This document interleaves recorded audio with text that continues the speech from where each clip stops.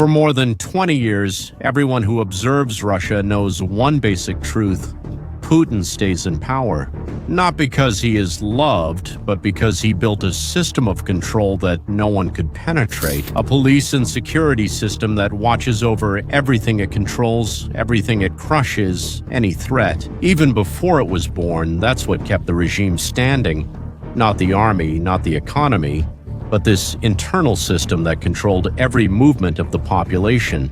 But something started to crack, not on the front lines in Ukraine, not in the economic sanctions, but within the system itself. Those who spent years protecting the regime and know everything, all the secrets that are the foundation of this control are coming out. And when they come out, they don't leave empty-handed. Let me explain to you exactly what's happening and why. This is much more dangerous for Putin than any enemy army. For centuries, Russia has operated as a police state. Power has always been centralized in Moscow, and that power has always depended on one thing: a huge, loyal security force capable of policing every corner of the country. That force was what protected the regime, what eliminated dissidents and maintained absolute control over who could use violence. But now, at the end of 2025, that protection is not just weakened, it's falling apart. And what's even more surprising is that this isn't happening because of external pressure. It's not NATO tanks destroying police stations. It's something much deeper and more frightening. It's the system itself that's being destroyed by the very people who were supposed to protect it. The police officers, investigators, and agents who swore to protect Putin are abandoning their posts. Now, you might be thinking about police officers quitting their jobs. It doesn't seem like something that extraordinary, but we're not talking about regular patrol officers leaving their posts for better salaries. We're talking about something completely different. We're talking about people at the top of the hierarchy, people who have spent their lives within the system, people who know the regime's most dangerous secrets. Olga Romanova, founder of the Sitting Russia organization, revealed devastating data about exactly who is fleeing. Among those leaving the country, there are high-level investigators from the Investigative Committee of the Russian Federation. Think about that for a second. This committee is the Russian equivalent of the American FBI, but with even broader powers.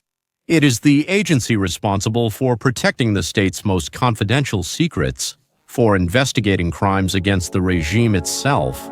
And now these people are in the West. Romanova mentions a high-ranking defector whom she knows personally and who is here right now, probably in the United Kingdom, writing a thesis about human rights violations in Russia. Imagine the situation. A person who was investigating the most important cases of the regime, who had direct access to the state's best-kept secrets. Now he is revealing all of this to Western intelligence and to the academic world.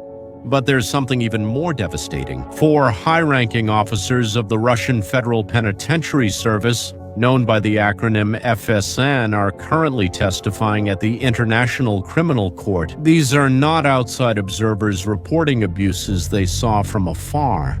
These are the men who personally witnessed, and in many cases facilitated, orders for the systematic torture of Ukrainian civilians and prisoners of war in Russian prisons.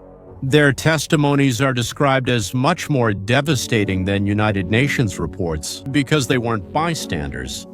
They were the pieces that made the system work, and now they are describing in detail how that system worked, how it operated based on violence and blood. They are showing the International Court the complete chain of command, proving that the orders for torture came directly from Moscow. In other words, the former guardians of the regime have become star witnesses against Putin. So, the obvious question arises, why is this happening now? Why, after decades of loyalty, are these men abandoning ship? The answer has 2 parts. First, there's a brutal economic reason. The war caused such a pay gap that keeping police officers on the streets became economically impossible. I'll share the numbers so you see the scale.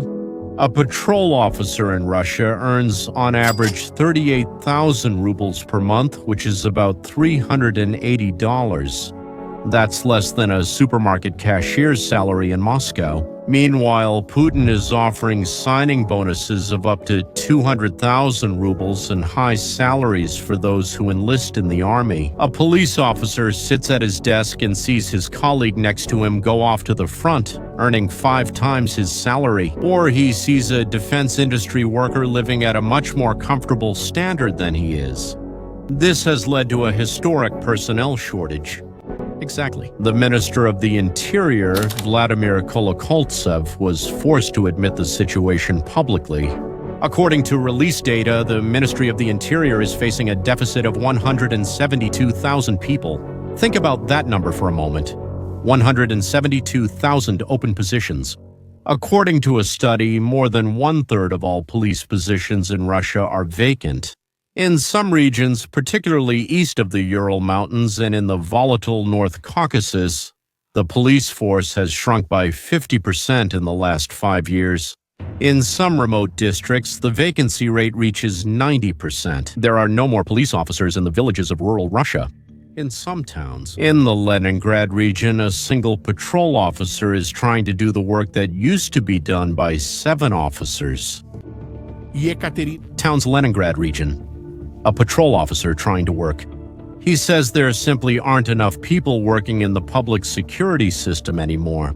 From domestic violence and street fights to robberies and fraud, the police, which are the first point of contact between citizens and the state, no longer go to the scene of incidents because there's no one available to go.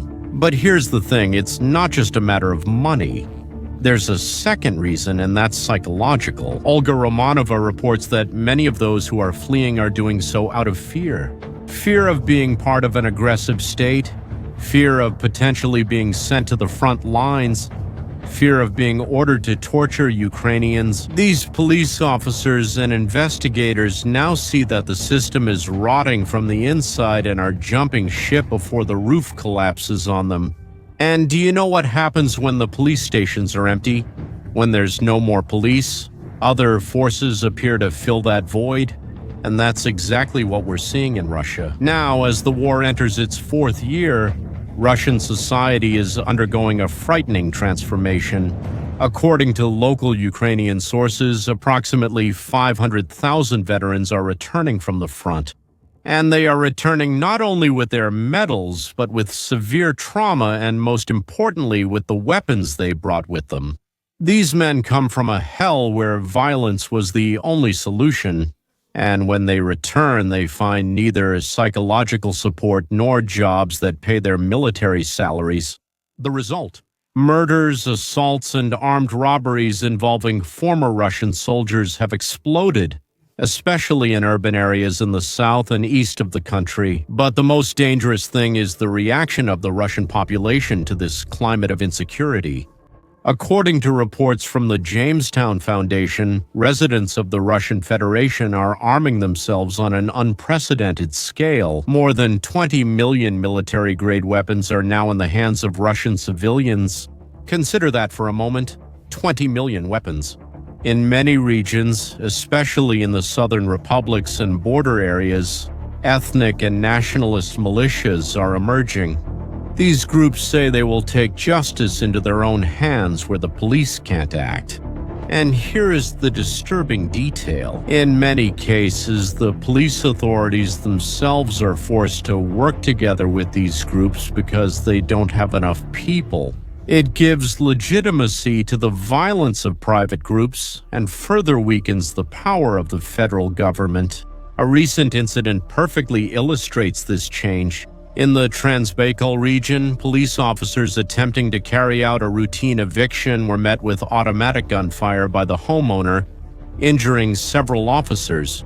This kind of resistance, described as unthinkable 10 years ago, has become almost common. Analysts from the Jamestown Foundation warn that if this armed resistance spreads to non-Russian ethnic regions, the Kremlin will find it impossible to have its orders carried out. There just aren't any more police officers to send.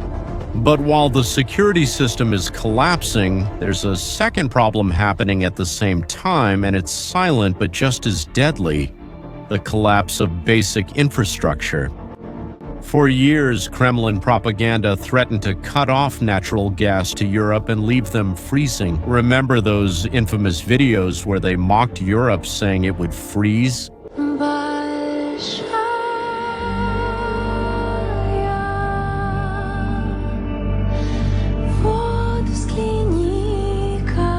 History responded with incredible irony. Today, it's not Europe that's freezing. Today, it's the suburbs of Moscow themselves that are freezing.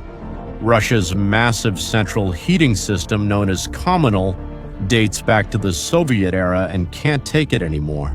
The war has consumed everything.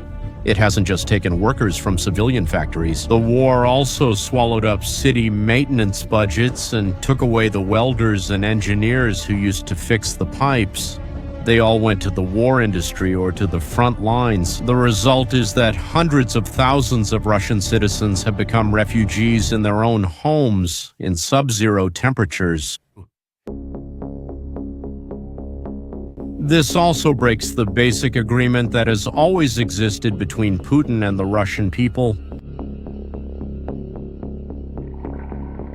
People gave up their freedom in exchange for stability and a heated home.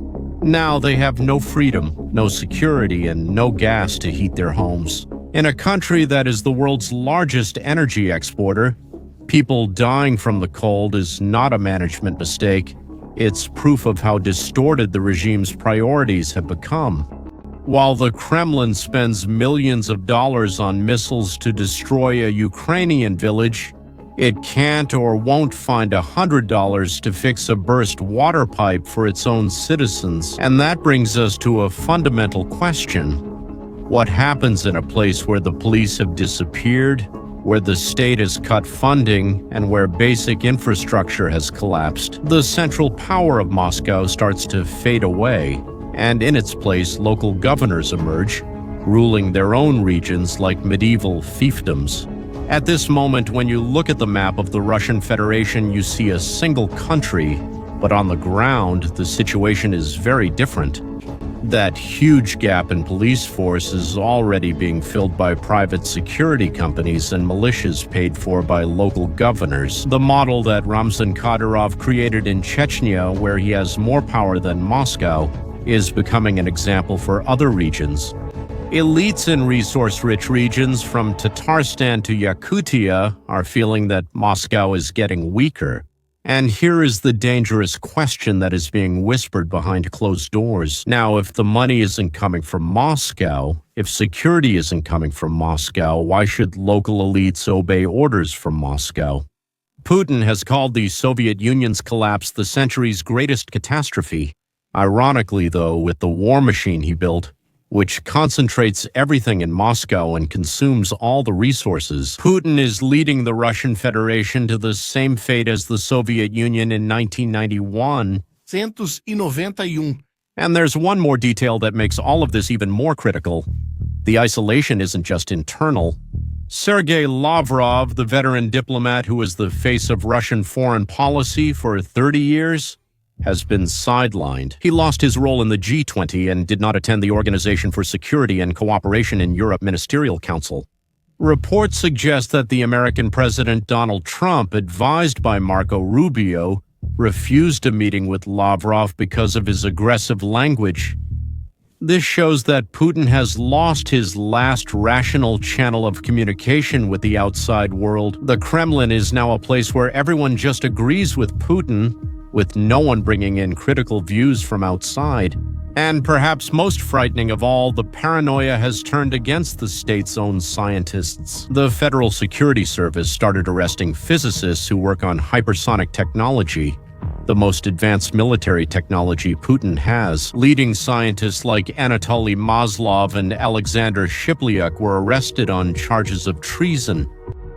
The physicist Yaroslav Kudryov said something very important about this. This is sabotage by the authorities against their own science. Putin, in the name of protecting secrets, is destroying the minds that produce those secrets. This is strategic suicide. But then, if all this is harmful to Russia, why doesn't Putin just stop? Because with everything falling apart, the economy showing signs of collapse, the police fleeing, diplomats being expelled, why doesn't he sit at the negotiating table? Our recent analysis gives us some clues. Everything indicates that the Russian regime survives through constant conflict. Putin seems to be betting everything on an impossible victory. The losses of the Russian army are so great that stopping and admitting defeat would mean his political and physical end. He needs to believe that the next battle will bring victory, even knowing that he has already lost too much.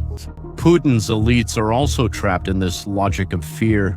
Everyone sees the ship sinking, but no one wants to be the first to try to leave, because they know the Federal Security Service will crush whoever makes the first move. But this silence doesn't come from loyalty, it comes from pure terror, and history teaches us something important. When loyalty is based only on fear, it disappears at the first major shock. Putin's nightmare isn't NATO tanks. His nightmare is much simpler. Armed, angry soldiers returning from the front, police officers who haven't been paid in months, and a population that's cold and hungry. This is exactly what brought down the Tsar in 1900. 117. That's why having 30% fewer police officers is more dangerous for Putin than losing battles in Ukraine. Without police on the streets, there's no one to protect the regime from the Russian people themselves.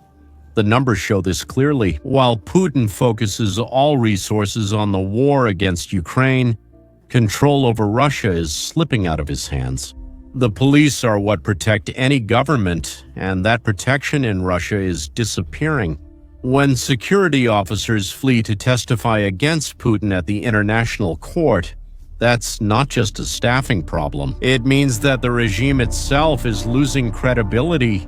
While Putin tries to freeze Ukraine, he has thrown his own country into an internal fire that is growing.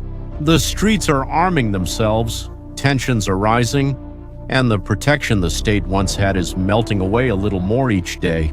And now I want to know your opinion. Do you think this internal collapse could really bring down Putin's regime before the war in Ukraine ends? Leave your thoughts down below in the comments if this video helped you understand what's really happening behind the headlines. Share this with someone who also needs to know about it, and subscribe to the channel so you don't miss the next videos. See you next time.